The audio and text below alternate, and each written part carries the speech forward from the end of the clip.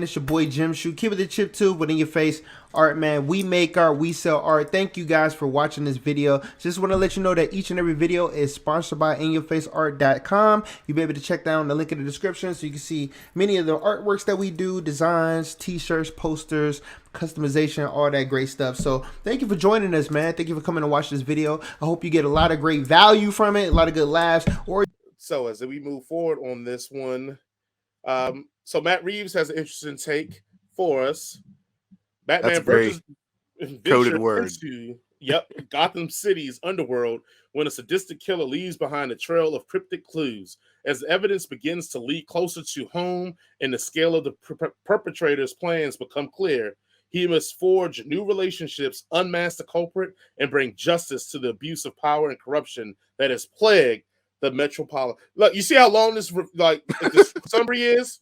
This is why this movie's 3 hours long. So we're just gonna jump into it. We're gonna do a little bit spoiler free for a brief moment, maybe 1 or 2 minutes, and then we're gonna jump into spoilers because at the end of the day, we got a lot of stuff we got to express about this movie. Got to get us some stuff off our chest. Yeah, we will let you know when we go into full spoilers, and at that point, you can either shut it off or enjoy it because the spoiler part is where we're gonna really start getting into it.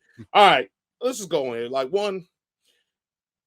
everything. This is one of those reviews where I go, hey, if we would do a checklist of what makes a good movie, this movie hits the checklist. It looks good. It sounds good. The acting's great.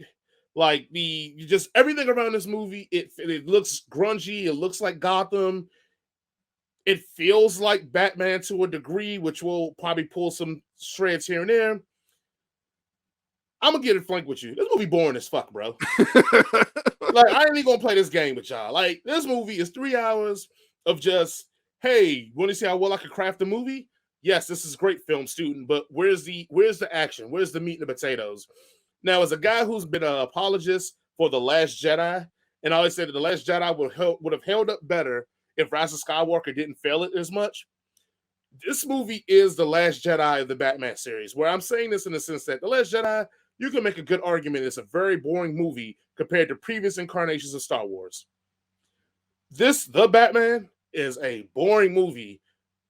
I'd rather watch the trash of Batman and Robin because I know it's trash, but I get to see like cool stuff like them surfing off a rocket and ice blades under his boots and it's fun. yeah, like it's just fun stuff in it that's stupid as all outdoors, but it's fun. This movie is no fun zone. I challenge someone to go into this movie and tell me a fun part. Oh God, let me change it. 3 fun parts, because I do know one fun part. One fun part is the Penguin. Colin Farrell's the Penguin is fun as hell in this movie. Funny and fun as hell in this movie. Everything else in this movie is just played way too close to the chest, way too serious. It does not feel like a comic book movie. And I know some of you guys are going to say, well, Jason, you love The Dark Knight, and The Dark Knight is just heat with Batman. I get that, but it's actually fun. It's suspenseful. It has things in it that make you go, oh, man, I want to sit up and pay attention. Hell, like, he had nothing in his pockets but knives and lint. Like, it's things in Nolan's Batman The Dark Knight that is just dope. There is nothing in this movie that I will leave with is going, oh, that was really dope and fun. It just was a well-crafted movie. And all respect to Matt Reeves, he did what his job was. It just is nothing in this movie that we hadn't seen before, and nothing in this movie that made us want to go, wow, that's an interesting, different take. Oh, I guess maybe except for the one interesting take is that Batman just walks around every fucking where. Like, it's no big deal that this dude is in a bat costume. He goes into the front door. Yeah, knocks on the door, guys. Not even just goes into, like, knocks on the door to announce himself. Hi, I'm the Batman. I'm here. Look at him. Right. Did you order Uber Eats? So you want me to believe that this year 2 Batman is going to learn to be more stealthy? Like, usually, don't you start off more stealthy until you get, like, malaised by it and go, fuck it, I'm just going to go through the front door. Like, it should be the reverse. It should be like, hey, I'm new to this. Crawling through all these damn air ducts. I'm new to this. I don't know how people are going to respond to this, so let me be stealthy. Nah, I'm new to this. Let me just pile it up and walk through the front door and tell people that I'm here. Or not even tell people. He just looks at them. That's his thing. He looks at you. Very, not even menacing, just looks at you. But everything's going to be menacing when it's a guy in a bat costume looking at you. Like, Only thing that would have been more menacing is if he would have covered the white part of his face black, and then they'd be like, "Oh shit, black man on the scene! Like, what are we doing here? Yeah. Who's he with? Who's he with?" It's just a boring movie, man, and that is my spoiler-free review of it. It's 3 hours of great filmmaking, but a slog for me to get through. Jason, what say you? You didn't even get through it because you was asleep. You was asleep. Yeah. I would have seen 2 parts of it. It was a whole fight scene at the end. I was like, yeah, I'm good, man. So yeah, I would echo your sentiment. Yeah, to me, this movie is like someone made a pizza, and they got fresh dough, handmade dough. They got the freshest handmade, homemade tomato sauce that their Nana from Naples made. They got artisan cheese. They put on fresh sliced homemade pepperoni. They put the piece in the oven, and then they burnt it. This is what this movie is about to me, because like everything about this there's so many good elements to it. Patterson as Batman is pretty good. Selena Kyle or Zoe Kravitz as Selena Kyle is really good. The Penguin, Colin Farrell, really really good. Jeffrey Wright as Lieutenant Gordon, really really really good. Paul Dano as the Riddler, okay. right. He's okay. But like there's so much, like Gotham as a city, really really really good. But yeah, it's just Matt Reeves was like, saw Christopher Nolan said, and he's like, "Oh, I'm gonna take a grounded take on Batman." He's like, "I could do it more grounded," and it's like it's so grounded it sucks all joy out of it. It is so grounded it sucks all fun out of it. Like you just gave me a real world Batman in a real world where there's nothing in this that would make me happy to see. It's just like, yeah, and making it so grounded, it makes Batman seem, and like, don't get me wrong, Batman in real life would be goofy as fuck. All right, let's just all be honest. It would be goofy as fuck seeing a grown ass man walk around in a bat costume, even if it's a cool ass bat costume. Right, it's goofy, right? Yeah. And since you put this in a grounded era, it does not work, because looking at this dude, it's goofy. It's like this dude is just walking in there in his fucking bat costume with all these fucking cops, and everybody's like taking him seriously. Like, no, this looks goofy as fuck. Like,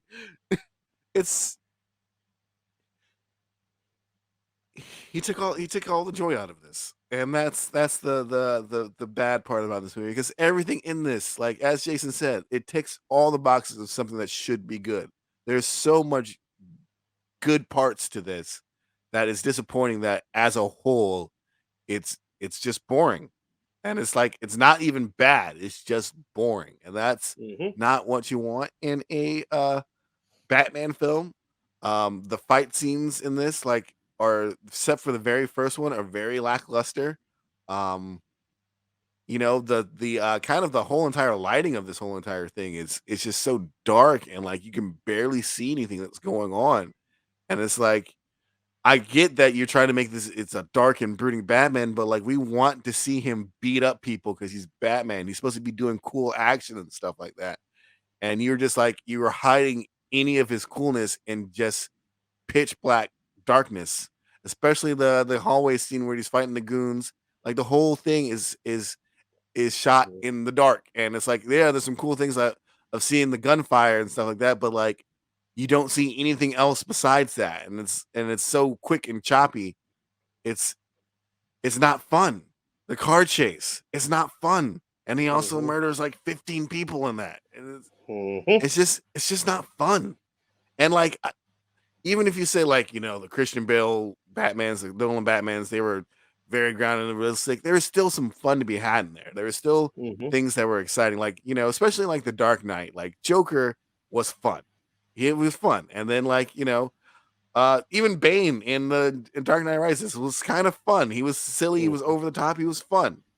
You know, but there's nothing fun here. It's just... And when you say fun too, like, as you say those names, my immediate brain sources to, when you said the Joker in Dark Knight was fun, the first thing I thought about was, you want me to see to make this pencil disappear? Yeah, like the magic trick, fun. The magic trick. When you first said Bane, the first thing I thought about was, like, if I take that mask off, will you be in pain? And he goes, yeah, for you. Like it like that's what we're talking about. Is like, when you even when say he lays the his names, hand on the dude's shoulder and just like, yeah.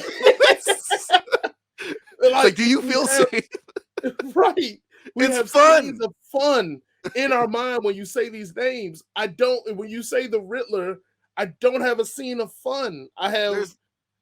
There's no fun. I have things that were cool. Like, I didn't say cool, but it was things that were, I guess, terrifying about the way he took down people. But I wouldn't say that was like, I don't know. The one thing with the rat, and this also is a product of the rating system. You do this sort of grounded take on it, right? And you make it PG-13 so it's accessible to everybody, but you're like then trying to show the horror of what this guy is doing, but you're not really showing it. It's all like, one person's face gets eaten by rats, and like you never like they just imply it, but you never like it, so it doesn't really land because it's just implied and it's just not fun.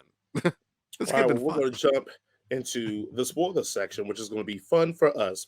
So yes, the gun scene, which was like that was in the dark, reminded me of Equilibrium, way better looking than Equilibrium. If anybody doesn't know about that film, again, do your Googles, look it up. Kermit's an idiot. But you know what the biggest issue with this movie for me is, and again, we're getting into spoilers again. 5, 4, 3, 2, 1. Batman almost feels Night invincible.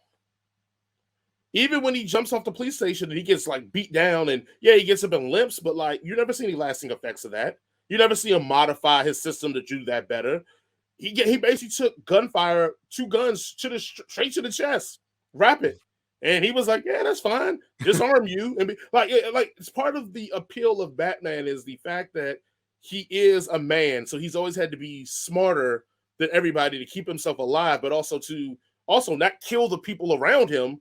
That's a hard thing to do. It's like, it's one thing if you want to go into it like the Punisher, where you can slaughter everybody. It's another thing to go into it knowing that I have to take people down, but also keep them alive, like as the main objective. Nah, this Joker just taking gunfire. A bomb blows up in his face, and he's just like, this cool. Batman, out of all the other Batmans that have been on the film, should have been dead a long time ago. Yeah, and I get it. He's in year 2, and I'm with you. That don't top the fact of a bomb blowing up in your face for a realistic take on a character should at least scar you. Yeah. Should at least, I don't know, send you, And then the fact that the bomb blows up in his face, right? And he's out, right? And the cops like take him in. And like no one's just like, man, that's Bruce Wayne. Right. Let's unmask him. Let's find out. They all just stop because Gordon's like, yo, don't do that. And like, look, I've never been a cop. I will never be a cop. But I know people who have been cops. And like, and you're in a room full of cops. Like, one cop's not gonna stop everybody from doing something. No, come on, we know that. Especially if you're not even the top cop in the whole entire fucking thing. Right. So we're in spoiler territory now. So this movie does an interesting thing that I did enjoy and I did like. It sets up this premise that Batman, for these first 2 years on his job, has inspired fear in Gotham to make criminals think twice about what they're doing based off like knowing that he could be in any shadow. He could be anywhere. And that opening scene of it is so good, guys. So good. The problem is the scene almost right after it, he has an inner monologue because this is going to be like more of like a detective noir movie. He has an inner monologue, and I think it was even a news report that talks about like crime and violence has gone up in the city over the last 2 years. Crime has gone up in the last 2 years. So how effective are you really being? Like you give us this whole thing about them fearing you, and they see the light in the sky, and it's not a signal. But it's obviously not working because these jokers are just like, well, don't go down a dark alley now. Like, just rob whatever you're doing and just walk in the middle of the street because he won't get you there. Like, so that was kind of worrisome for me. But it's one of those things in this movie where if we were to break this down completely, we'll only say good things about it. The relationship between Selena Kyle and Batman is really solid. It is a little off-putting moment there that I'll let Jason go into when she makes this whole monologue, and then like her next action right after it is like, what? Well, he'll let him go to it. But like the relationship between Batman and Gordon, Jim Gordon, Detective Gordon, is really good. Probably the best I've ever seen. So there, all the feels are there when it comes to how they're setting these people up. But it just seems like it's never a moment where you're like, or or a moment where you're like, you kind of chuckle, or a moment where you're like, I see where this is. Like, it's just, oh yeah, good screen, good chemistry, but it's nothing there. It's like, you know, I look at, I always call it um, the you had me at hello moment. You know, Jerry Maguire, he goes through the whole thing about loving her, and she's like, you had me at hello. Like, I know everybody talks, but that's a cliche thing in writing. Like, whenever you give us these good relationships, you have to give us that moment that solidifies that relationship that you go, I got it. It's never that between all these relationships. It's never a solidifying moment where you go, I got it. Because they never let Batman really be vulnerable around other people. Even a scene with the hospital with Alfred, he's never really vulnerable. He's more like on the defensive that like Alfred didn't tell him stuff. This Joker laid up in the hospital and you mad at him because he didn't tell you stuff? He I'm almost sorry died. that I didn't tell you that your dad had someone killed. My bad. Like, right, that's it. You don't tell children, okay? Even when they're adults, you still like, I might not tell you. But even this ain't the time or place for this, Bruce. Like, I don't. It just, yeah, I'm flabbergasted. Okay, but go ahead. I'll let you go ahead, Jason. On some of the there was one moment in that did stand out to me, and the only reason it stood out to me because someone on TikTok made it better by dropping the N-word in it. Yes. And that was the moment where I guess Batman and Gordon are going to go into the orphanage. Yeah. And Gordon pulls out his gun, and Batman is like, "We don't use gun." And Gordon looks like, "What do you mean we?" Yeah. that was. I mean that, but that moment in particular was too far in between and too stretched out over this 3-hour movie. And I love 3-hour movies if you make them right. But it seems like for this movie, they took too many sources from the source material and just kind of cobbled them all together. Oh, we're doing Long Halloween. Oh, we're doing Gear Zero. Oh, we're doing the Court of Owls, but we're not really doing the Court of Owls. Oh, we're doing, Year One, but it's not really Year One. It's just like they got so much. They pulled so much different strands of storylines and they cobbled all together, and it just feels overlong and overstuffed for what it needed to be. And it's like by the time we get to the end with the whole blowing of the dams or of the dikes in there, and it's like, did we even need this whole entire like third? And I get where they were going from, because it turns Batman from being this instrument of vengeance to being a hero of inspiring hope. But it's like, we're already 3 hours into this. We've already captured the main bad guy.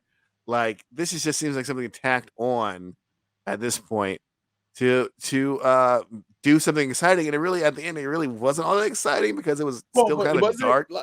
And I'm glad you took that from that scene, because until you just said that, woo, right over my head.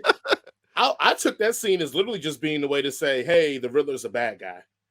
Because the stuff he does in the movie, and also it's societally bad, but let's be real, in the sense of he was killing corrupt people who were killing the city. Yeah, the Riddler was.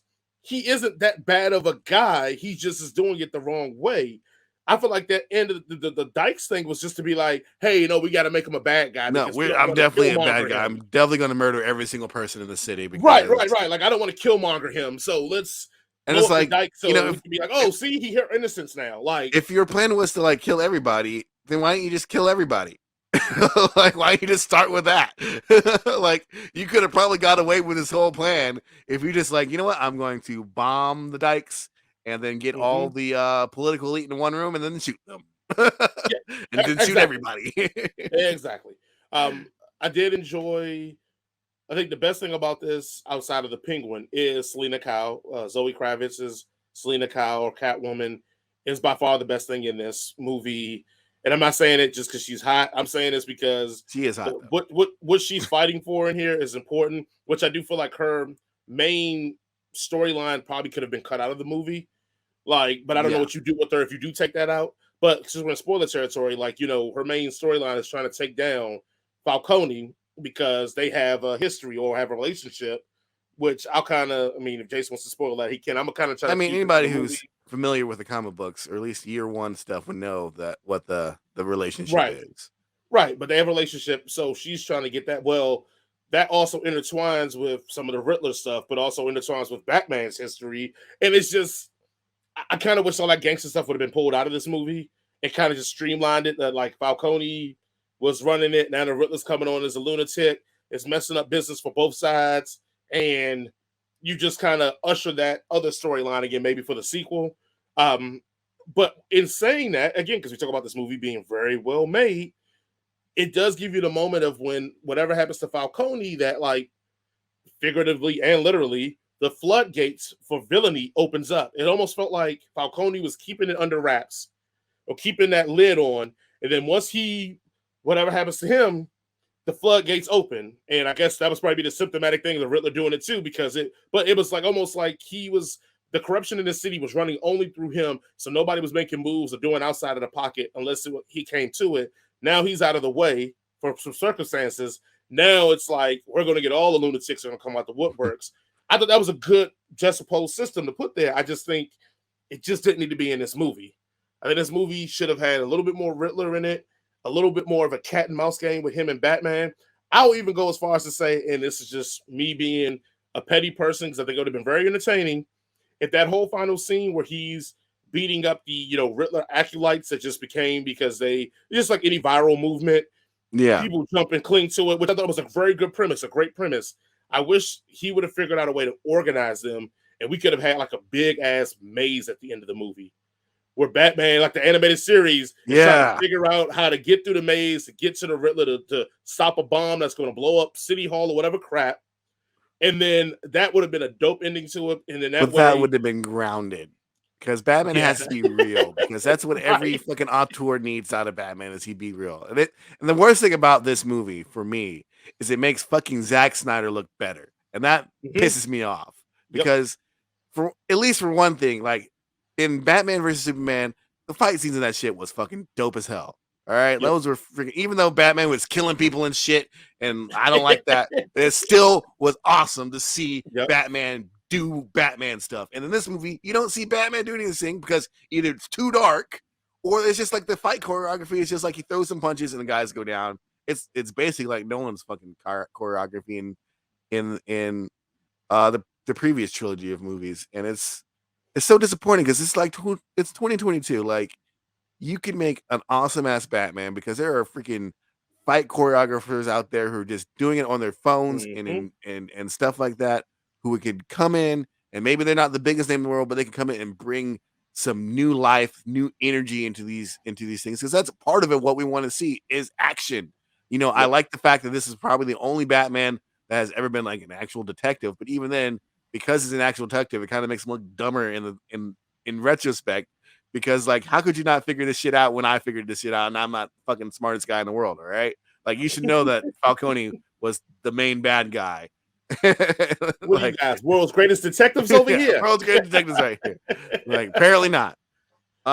Also, like, there's things that is just personally the nitpicky things that I don't want to see anymore.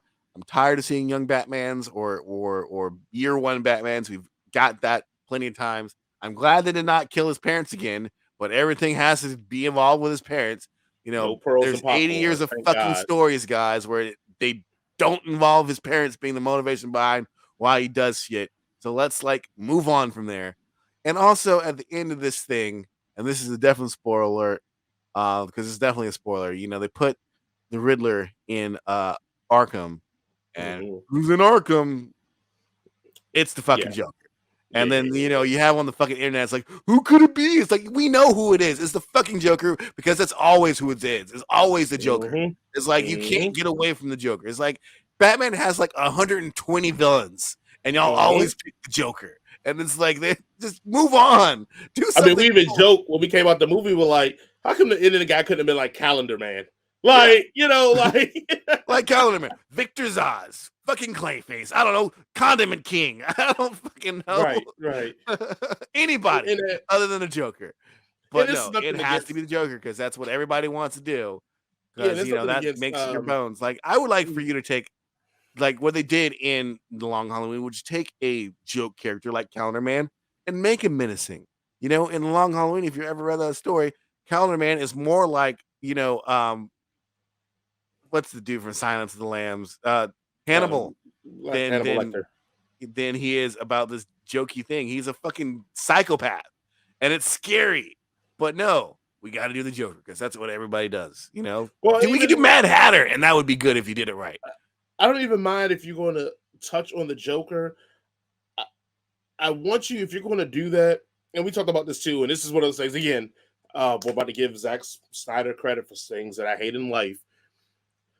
Zack Snyder's version of Batman, I know it was already in the universe that had Superman, so he kind of had a leg up, but he did hey, Batman handles real threats for real human beings, but still understands the supernatural portion of this world exists and can be doing it. Nolan's Batman, no. Nope. This Batman is in that same boat. I can't see a Clayface in this world. Hold on, I'm changing. I can see a Clayface in this world, but it wouldn't be the one that we would want with the CGI and him actually shape-shifting, whatever. It'd be just some guy that can put on prosthetics like Mission Impossible. That's what they would do in this world. His Clayface would be a guy who there'd be no Killer scans Croc. people's faces. Yeah. Like it wouldn't There'd be no Solomon Grundy. Born on the Monday. No Man Bat. Nothing like that in this world. And it's like, I want that Batman. I dug the detective part of it. I dug that he was newer to the game, but I want the Batman universe where I can see that supernatural stuff does happen and exists, and it's a role in this world, because I feel like that's what Batman is. And that to me is what's compelling about Batman is that he's a normal dude having to deal with his unnormal situations, right? Like he's the only one who's gonna walk in there and be like, "Oh shit, this is Ghost. Well, I think I can figure this out." You know? Right. You know, oh shit, there's a fucking giant crocodile man. I could probably take this out. I can figure this out. You know, it's like he's not Superman. He doesn't have powers, and he's still taking on these crazy ass threats. And he's like, we'll see what happens. We can probably figure this out. Hey, where's my kid sidekick? Let's go and do this together. Right. All right, so let's go to the fun part of this whole thing. Let's go into the ratings here. Jason, what are you giving the Batman? 10 out of 5. No, I'm kidding. It is not. It's just that's boring. Only reserved for Star Wars things. That's only 10 out of 5. Only reserved for Star Wars. I would have to give it a 3 out of 5 because there is so much to like about this. It's just it doesn't all come together.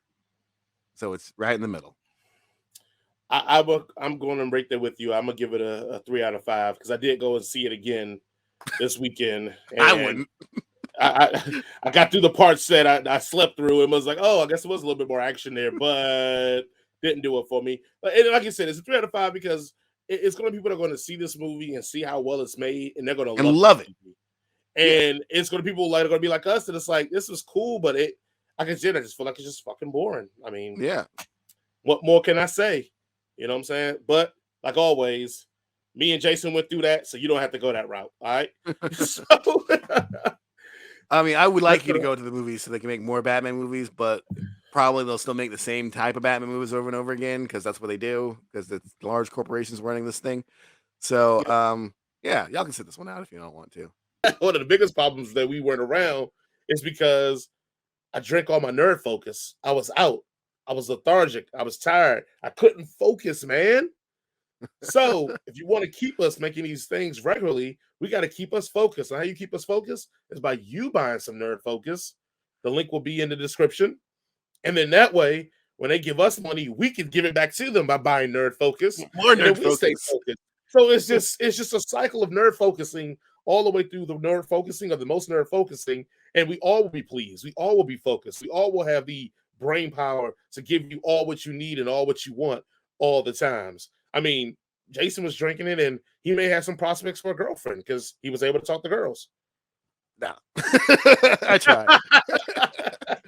Look, some problems cannot be fixed. That being said, please go ahead and try some nerd focus. The link is in the description.